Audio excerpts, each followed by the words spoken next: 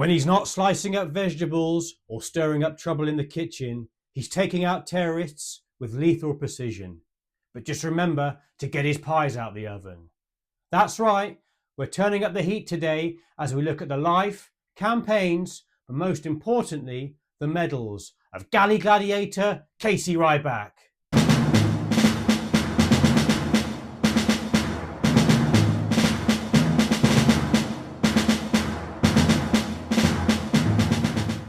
The character of this film for years left me in fear and awe of Navy cooks.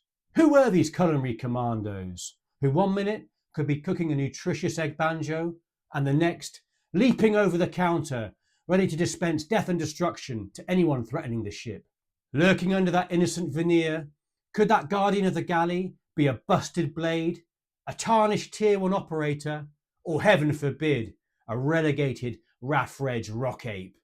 Chief Ryback exploded to fame after almost single-handedly retaking the battleship USS Missouri from turncoat ex-CIA operative Billy Strannox and his deadly team of international mercenaries. Aided by Miss July, also known as Shawnee from Baywatch, this combat-crazy cook wiped out the bad guys with his legendary one-liners and his bottomless Hollywood magazine. Regarding Baywatch, I'm speaking for all the chaps that watched it religiously during the 1990s. We only watched this fabulous series for the dramatic storylines, the iconic Hoff, and the incredible beach settings. Nothing else. So to understand his gallantry awards, we first have to look at Ryback's service career, and I will briefly show his campaign and service medals and other decorations as we go along to explain it. Looking at his ribbon bar that I have gleaned from the final scene of Under Siege 2, it looks like Ryback was entitled to at least 3 variations of gallantry awards. Some were awarded multiple times. Confusingly in the movie, there is little consistency in his ribbon bar, as in the original Under Siege he has slightly different awards. As an example, Commander Krill, when going through Ryback's files, states he had a Navy Cross, Silver Star and Purple Heart with Cluster. But in Under Siege 2, Ryback has no stars to his Purple Heart, unlike the 3 stars shown in the original Under Siege. His Navy Combat Action ribbon also looks suspiciously like a Navy and Marine Corps medal in the first Under Siege as well. So, with that said, let's dive in. So, on his ribbons, he does have what looks like some familiar Vietnam-era campaign or service medals that we have covered before. A Vietnam Service Medal with 3 service stars, a Gallantry Cross, and the Vietnam Campaign Medal. There is also a Vietnam Presidential Unit Citation. In addition, there is the National Defence Service Medal, seemingly awarded twice, for Vietnam and later the Gulf War. It's going to be a slight stretch to fit him into a timeline for being a recipient of these medals, but here goes, I'll give it my best shot.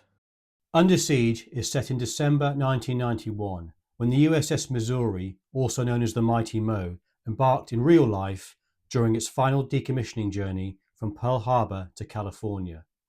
To briefly summarise, during the movie it stated that Ryback came aboard the ship with the captain to finish off his 20-year engagement as a cook, after previously losing his security clearance as a Navy SEAL after assaulting his commanding officer when he returned from Panama a couple of years beforehand. If that's the case, then Ryback would be looking at ending his enlistment period in 1992, making him having then joined the Navy in 1972. If he joined straight up as a SEAL in 72, I would imagine his BUD selection, as well as various specialist SEAL qualification training and jump school, etc., would have taken him at least 8 or 9 months, leaving him an operational SEAL ready to be deployed in the last part of 1972 in the best case scenario. And this is assuming Ryback takes no leaves and also there's no dead time between courses that he has to hang around waiting for. The costume designers haven't made this one very easy. I would have liked to have placed him in Operation Thunderhead, a SEAL rescue mission in June 1972, but I think that's just stretching it a bit too much. I would have to assume, to obtain these Vietnam-related awards, Ryback deployed as an advisor in the first couple of months of 1973 before the US officially pulled out in March, or was involved in some highly classified operations in the locality between 1973 and 75. Anyway, That's the only way I can rationalise this, unless he served in Vietnam before joining the Navy, but he just seems slightly too young. However, during some of these more clandestine missions in Southeast Asia in the mid-1970s that we're unaware of and which Ryback could have been on, he could have been awarded any of these two gallantry awards. Medal number 1, the Navy Cross. Second only to a Medal of Honour, this medal is awarded for any person serving with the Naval Service of the United States who distinguishes themselves by extraordinary heroism in connection with military operation against an armed enemy. Additional awards are indicated with service stars. Ryback has a gold service star, meaning he was awarded this medal twice. The Navy Cross has been awarded over 6,000 times. Ryback isn't the only famous cook to receive this award. Doris Doree Miller served as a cook for the Navy during Pearl Harbor. He was awarded this medal for helping move a mortally wounded captain and manned an anti-aircraft gun to fire at incoming Japanese planes, despite being untrained with the weapon. The medal is in the shape of a cross, and the obverse features a caravel sailing ship. The medal is backed by laurel leaves. The reverse features 2 crossed anchors in the centre, and the letters USN, standing for United States Navy. The ribbon is dark blue and is bisected by a thin vertical white stripe. Ryback's second medal, number 2, the Silver Star. We've covered this one before with the one-man army, John Rambo. This comes below the Medal of Honour and Navy Cross in order of precedence.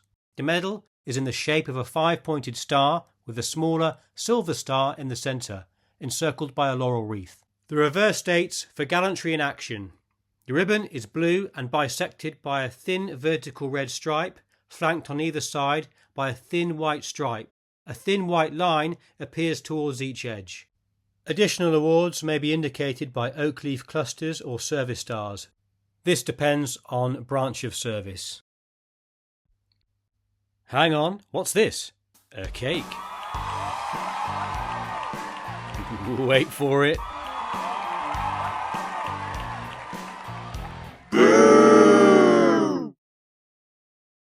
In addition to various service ribbons, such as the Navy and Marine Corps Overseas Service Ribbon and the Sea Service Deployment Ribbon, Ryback then has what looks like an Armed Forces Expeditionary Medal. This would make sense as he was on Operation Just Cause, the US invasion of Panama.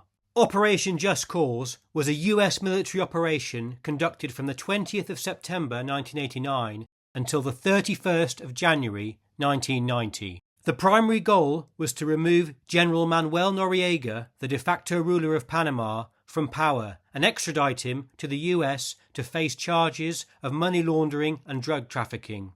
The operation also aimed to restore the democratically elected government of Guillermo Endara. The Panama Canal was of huge economic interest to the US, and an uninterrupted access to this critical infrastructure was paramount.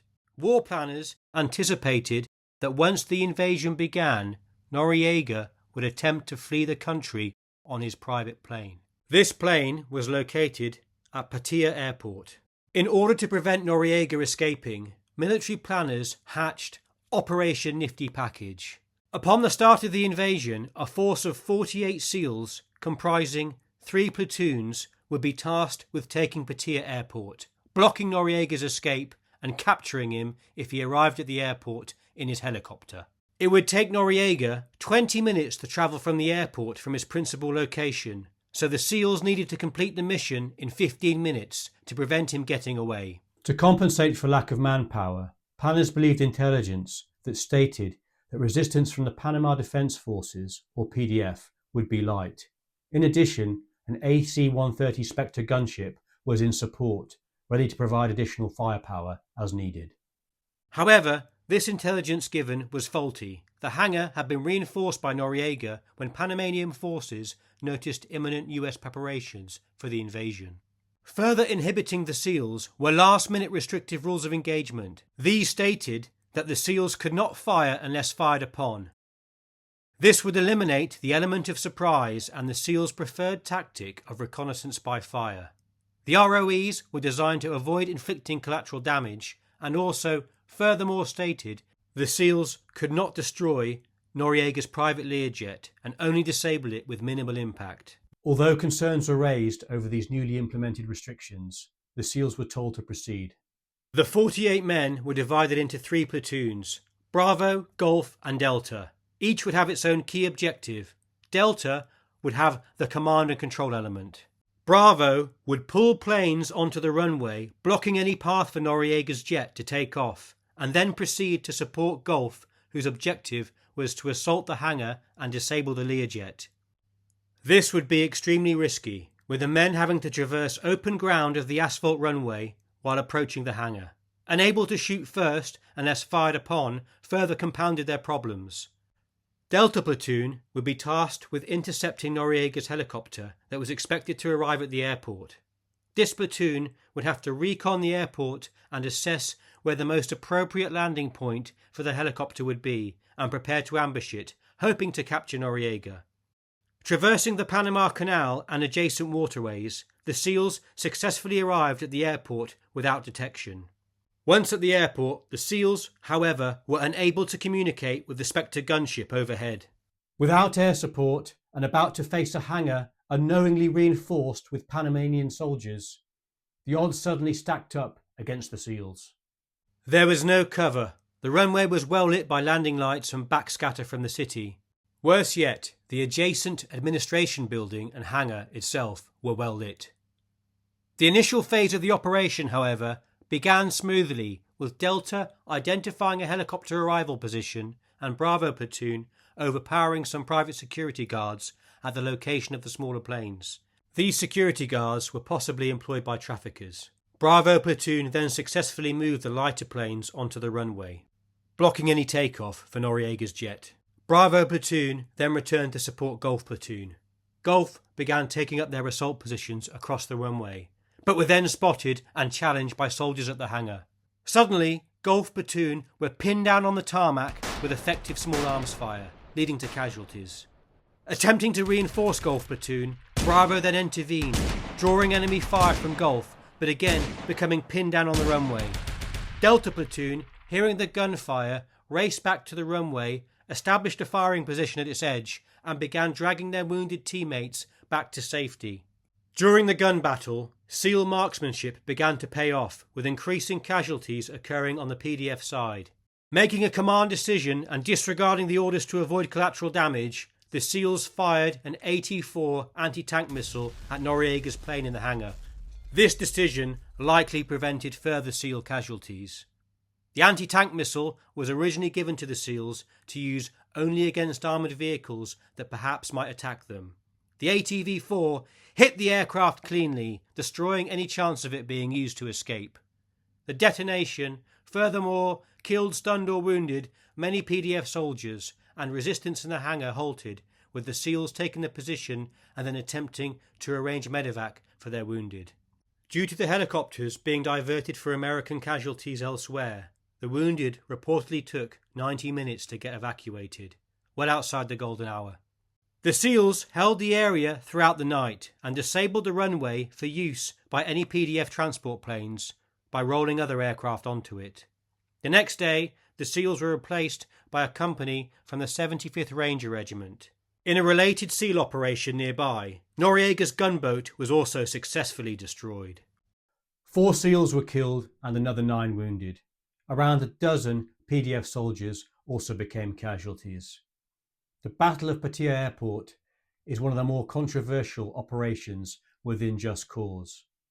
This is where, at the end of it and returning to the US, Casey Ryback assaults his commanding officer and gets his security clearance revoked.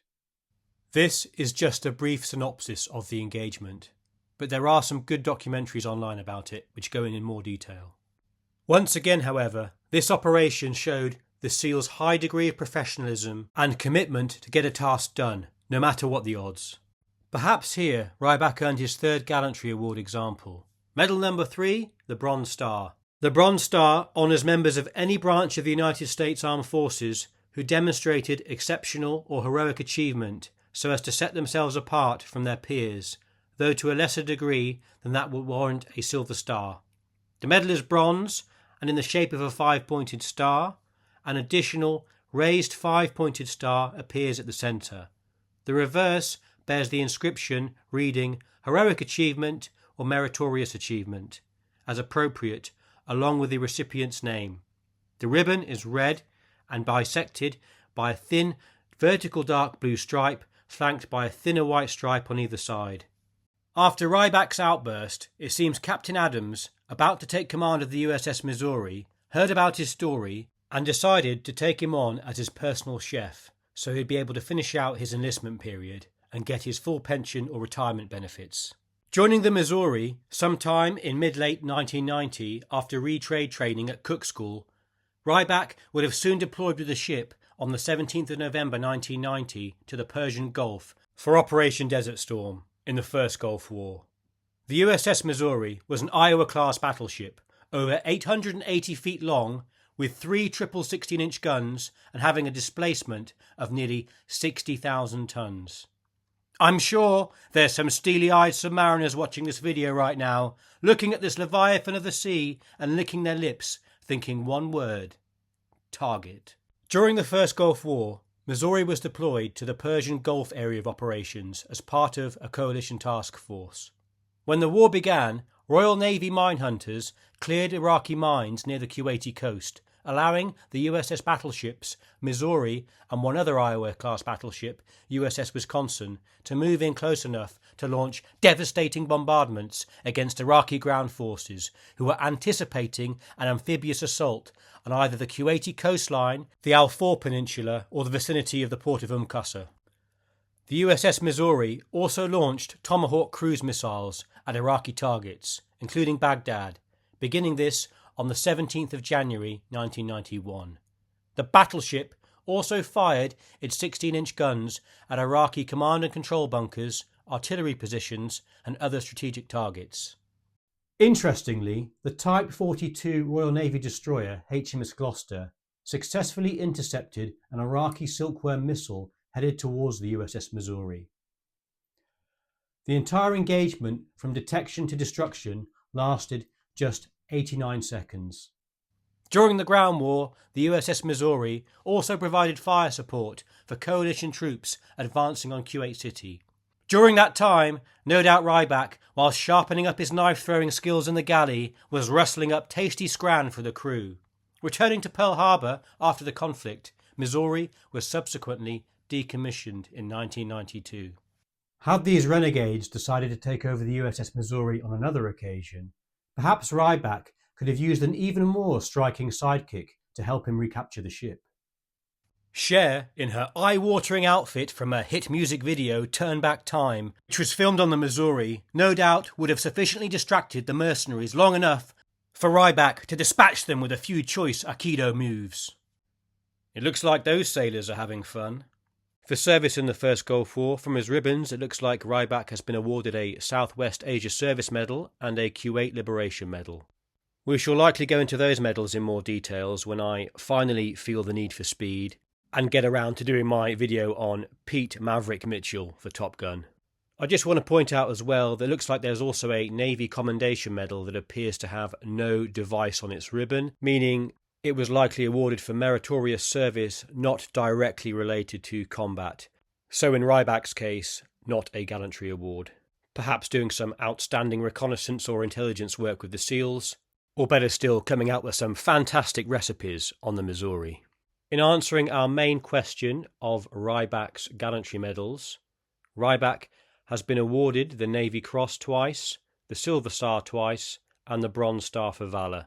Perhaps there's a Medal of Honour stashed away at home somewhere which is classified as well. So in summary, for Casey Ryback, we have a Navy Cross with Gold Star, a Silver Star with Gold Star, Bronze Star with V device, these are his 3 gallantry medals, a Purple Heart, confusingly in Under Siege 1, he has 3 further stars to it, but here it's just the 1, a Navy Commendation Medal, but I don't see any device attached to it, a Navy Combat Action Ribbon, a Presidential Unit Citation, a Joint Meritorious Unit Award, a Navy Meritorious Unit Commendation, with what looks like 3 additional Bronze Stars, a Navy Expeditionary Medal, a National Defence Service Medal with Bronze Star, Armed Forces Expeditionary Medal, Vietnam Service Medal, Southwest Asia Service Medal, Sea Service Deployment Ribbon with around 4 Bronze Stars, Navy and Marine Corps Overseas Service Ribbon,